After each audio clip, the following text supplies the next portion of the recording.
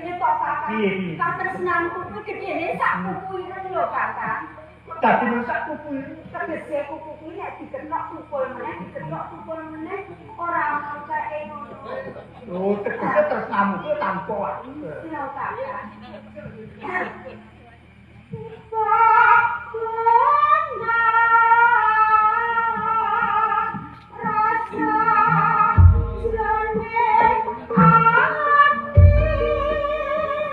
Kowe tenang. Iya kakak.